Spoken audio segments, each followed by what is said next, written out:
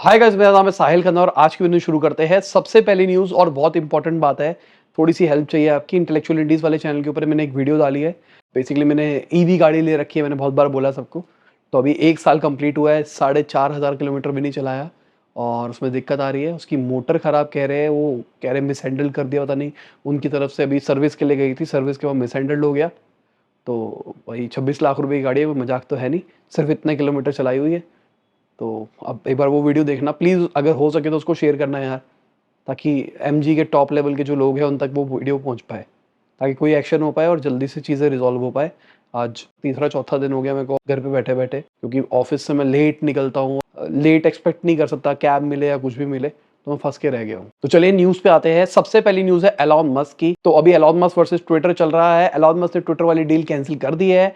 अब उन्होंने पहले कहा था कि ये जो फेक यूजर बेस है उसकी वजह से करी है, ये किया है, उन्होंने डिस्क्लोज नहीं किया था पहले। और अब कह रहे हैं जो विसल ब्लोअर को पैसा दिया है ना, वो भी इन्होंने डिस्क्लोज नहीं किया था, इस चक्कर में हम कैंसिल कर रहे हैं डील।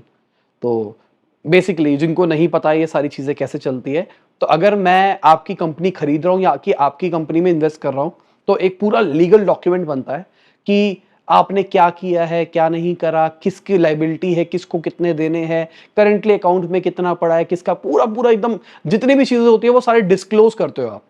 और बाद में अगर मुझे कुछ भी चीजें मिलती है आपने डिस्क्लोज नहीं करी, उस बेसिस के ऊपर मैं एग्रीमेंट को कैंसिल कर सकता हूं, मतलब डील को कैंसिल कर सकता हूं। तो एलॉन मस्क के लॉयर्स की तरफ से बात आ रही है कि इसको कैंसिल करने का रीजन ये भी है।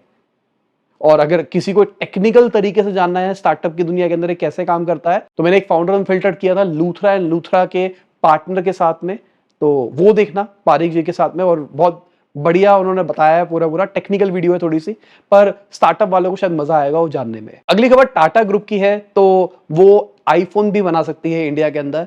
बेसिकली अभी आईफोन ने अपना सारा का सारा कॉन्ट्रैक्ट मेजरली फॉक्सकॉन और विस्ट्रॉन को दे रखा है, और विस्ट्रॉन के जो इंडिया के ऑपरेशंस है उसके अंदर टाटा शायद पार्टिसिपेट कर सकता है, मतलब इन्वेस्टमेंट करेगा और टाटा हैंडल करेगा विस्ट्रॉन का इंडिया वाला कुछ वर्टिकल। तो ये अच्छी चीज है टाटा के लिए। टाटा भाई कुछ सब कुछ कर रहा है, नमक भी बेचता है, सॉफ्टवेयर भी बेचता है, बहुत सारे अलग अलग कैटेगरी में डाइवर्सिफाई काम करता है। हम रिलायंस को बोलते हैं डाइवर्सिफाइड है, पर टाटा सबसे ज्यादा डाइवर्सिफाइड है। अगली खबर हमारी फाइनेंशियल मिनिस्टर की है। तो उन्होंने बोला है कि आरबीआई को एक लिस्ट बनानी चाहिए जो भी वाइट लिस्ट लोन एप्स है। तो बेसिकली आरबीआई और हमारे फाइनेंशियल मिनिस्टर सबके सब बहुत ज्यादा पीछे पड़े हुए हैं कि भाई ये जो लेंडिंग आ गई है एप्स, आप आओ ऐप के अंदर लोन ले लो, क्लिक करो, ये कर लो, ये कर लो। अभी रिसेंटली पॉलिसी भी निकाली है गवर्नमेंट ने इसके रिगार्डिंग, जिसमें सारी की सारी चीजों को समझाया गया।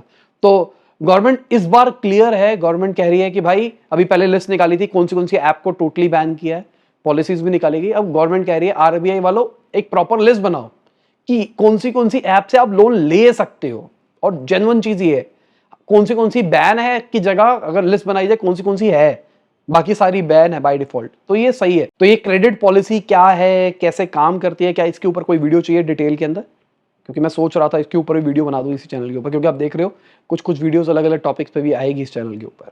वीडियो में आगे जाने से पहले प्लीज लाइक का बटन दबा दे, चैनल को कर दे सब्सक्राइब।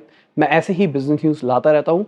बहुत सारे लोग सब्सक्राइब नहीं करते हैं, वीडियोस देखते हैं, कर दिया करो सब्सक्राइब यार, कोई पैसे थोड़े ना लगते हैं तुम्हारे। अगली खबर, इनकम टैक्स का डेटा आ गया है और उसके हिसाब से जो डायरेक्ट टैक्स कलेक्शन है वो 35% बढ़ी है फिस्कल ईयर में, सितंबर 8 तक की अगर हम बात करके चलते हैं। तो अगर हमारी जीडीपी की बात करके चले तो 13.5% राइज आया है।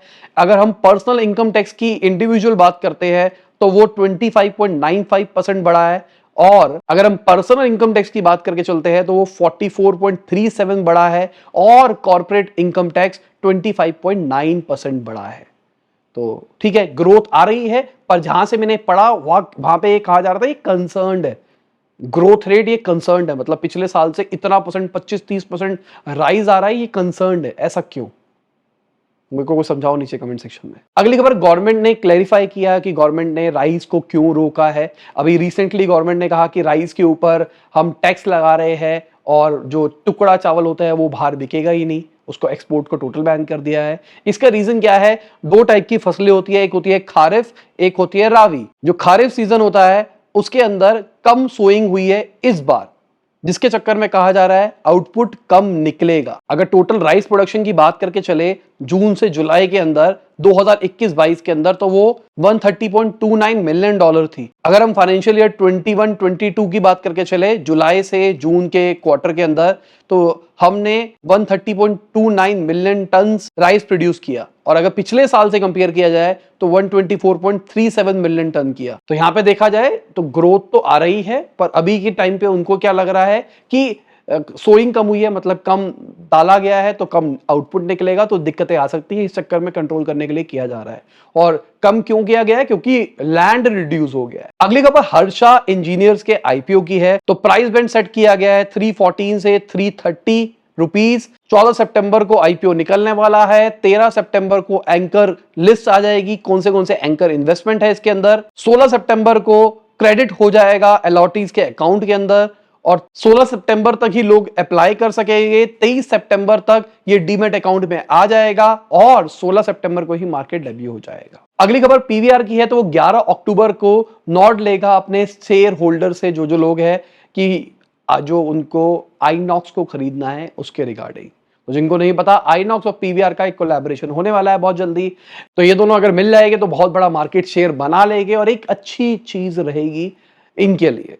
तो अब देखते हैं कब होता है, और नॉर्ड मिलता है या नहीं मिलता, मिल तो जाएगा ही। अगली खबर अश्नीर ग्रोवर जी की है। तो उनको क्रिटिसाइज किया गया है, क्योंकि उन्होंने सैलरीड एम्प्लॉयज को बोला है कि भाई वो डिस्गाइज करके आते हैं डेली वेजर्स के तरीके से। मतलब जो डेली मजदूर होते हैं ना, जो डेली सैलरी लेते हैं, वो एक तरह से सैलरीड एम्प्लॉयज से कंपेयर किया। अभी इसका रीजन पूरा समझा देता हूँ।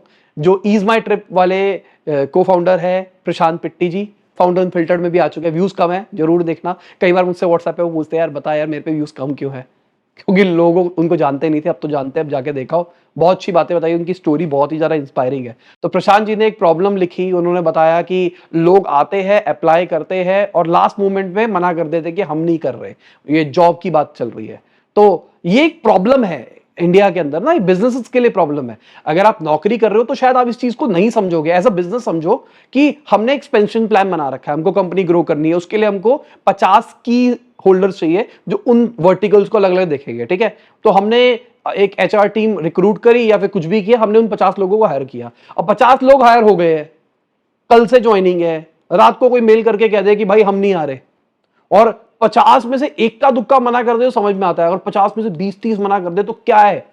तो वो लॉजिकली जो 20 नए बंदे आने वाले अगले दिन से ज्वाइन करने के लिए, वो वेस्ट होने वाले जब तक वो बाकी 30 नहीं आए। तो एटलीस्ट अगर उनको 30 को हायर करने में 1 महीना लग रहा, तो इन 20 लोगों की 20 दिन की एक्स्ट्रा सैलरी जा रही है, प्लस जो तुम्हारा ग्रोथ प्लान था वो भी हिंडर हो गया। तो ये बिजनेस पॉइंट ऑफ व्यू समझो, ये बहुत बड़ी प्रॉब्लम है।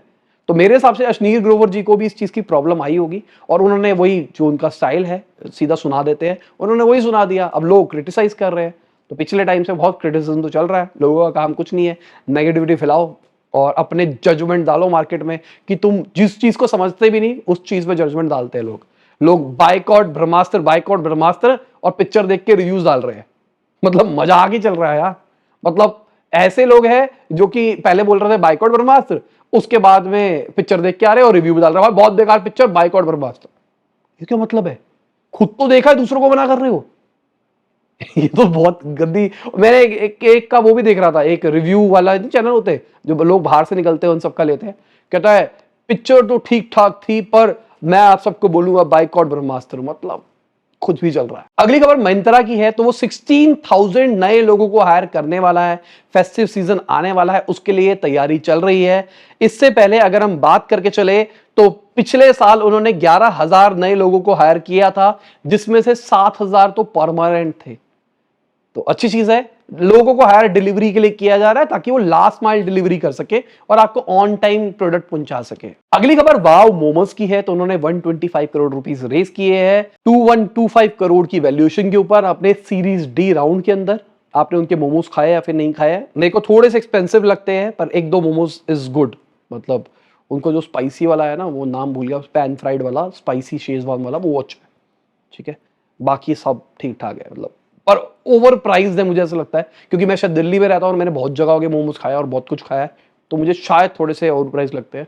आप बताओ आपको कैसे लगते हैं? अगली खबर बर्गर किंग की है। तो उन्होंने अनाउंस किया है आने वाले 2 साल के अंदर वो $400 मिलियन इन्वेस्ट करेंगे, जिसमें से $250 मिलियन वो स्टोर्स के रीवैम्प, टेक्नोलॉजी को अपडेट और किचन के इक्विपमेंट के लिए यूज करेंगे, $120 मिलियन एडवर्टाइजिंग के लिए यूज करेंगे और $30 मिलियन वो अपनी ऐप और उन सबको सुधारने के लिए करेंगे। और ये खाली यूएस की इन्वेस्टमेंट है।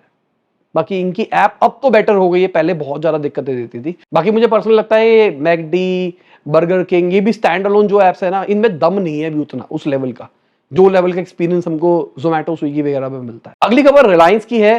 तो रिलायंस पॉलिएस्टर लिमिटेड एक्वायर करने वाला है शुभलक्ष्मी पॉलिएस्टर लिमिटेड को और शुभलक्ष्मी पॉलीटेक्स लिमिटेड को 1522 और 70 करोड़ रिस्पेक्टिवली के अंदर। तो ये रिलायंस वाली, बहुत सारे प्रमोशन हो गए पुरानी वीडियोस के, पर रिलायंस वाली केस स्टडीज देखना, उसमें आपको पता लगेगा कि ये एक्विजिशन क्यों करते हैं पॉलिएस्टर के अंदर। मेरे हिसाब से शायद ये चीज हमने सेकंड पार्ट में बात करी है रिलायंस वाले के। बाकी अगर मैं गलत हूं तो नीचे कमेंट में बता देना जिन्होंने देखी है। मेरे हिसाब से सेकंड पार्ट में इसके बारे में बताया गया था कि कैसे पॉलिएस्टर के अंदर ग्रो करें, क्योंकि पहला तो धीरूभाई अंबानी जी के ऊपर था पूरा पूरा, कैसे उन्होंने पूरा रिलायंस बिल्ड किया। उसके बाद में ये दोनों भाई आ जाते हैं और कैसे उसको ग्रो करते हैं। थर्ड पार्ट में कैसे दोनों भाई अलग होते हैं और अपने अपने रास्ते बनाते हैं। बहुत अच्छा है। आगे अब दोनों भाइयों की कहानी डालनी है, पर अभी मैं रुक रहा हूं कि थोड़ा और डेटा इकट्ठा हो जाए, और डेटा इकट्ठा हो जाए, फिर डालेंगे चौथा पार्ट भी। और इसी के साथ आज की भी न्यूज खत्म होती है। उम्मीद करता हूं आपको मजा आया होगा। लाइक कर देना, शेयर कर देना, कमेंट बताना वीडियो कैसी लगी। बाय, गुड नाइट, शबा खैर, खुदा हाफिज, गुड मॉर्निंग, गुड आफ्टरनून, जब भी आप वीडियो देख रहे हैं।